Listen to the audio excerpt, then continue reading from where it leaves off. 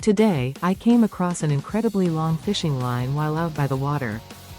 It was so long that I knew it would take a while to pick up, and usually, I would just cut it up because the process is too long to film in its entirety. But this time, I decided to make it more interactive and take you along with me to show the full experience of picking up this line. When I first saw it, I was amazed at how far it stretched, seemingly going on forever in both directions. I wasn't sure where it ended, so I decided to follow it.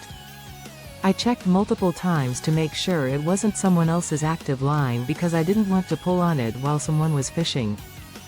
That would definitely upset them, so I kept following it and eventually realized it wasn't attached to a fishing pole, which was odd. I reached a point where the waves started to make it risky to get any closer to the reef. If a wave pushed me too far, it could be dangerous. Since the waves weren't too strong at the time, I decided to cut the line to prevent any potential accidents. Once I cut it, I started spooling it up, which is when I began thinking about how dangerous it is to leave fishing lines behind.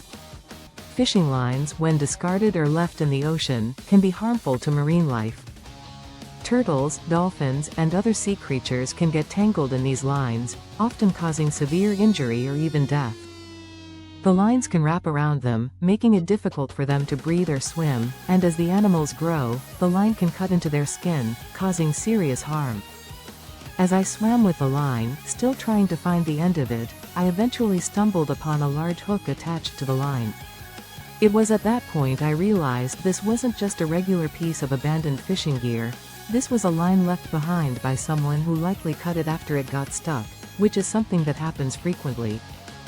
Sometimes a fish pulls the line through a reef or rocks, and when the line gets stuck, fishermen will cut it to continue fishing. But what's concerning is that they don't always come back to retrieve the line, leaving it to float and potentially harm marine animals. The most perplexing part of this experience was that the line wasn't tied to anything. There was no pole, and no bell attached to alert the fishermen. I thought maybe it was left untied, but how would they know something was on the line without a pole? It left me wondering about the thought process behind leaving lines like this behind. In the end, I found the line's end, which had a large hook and a fishing weight attached. I even found a sock nearby, which added to the oddity of the situation. It was a strange and confusing discovery, but it made me realize how important it is for fishermen to be more mindful and responsible. If they know a line has been cut or left behind, they should go back and retrieve it.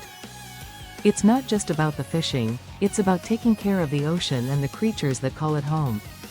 This is my first time trying this video style, and if you enjoyed it, please like and subscribe to my channel.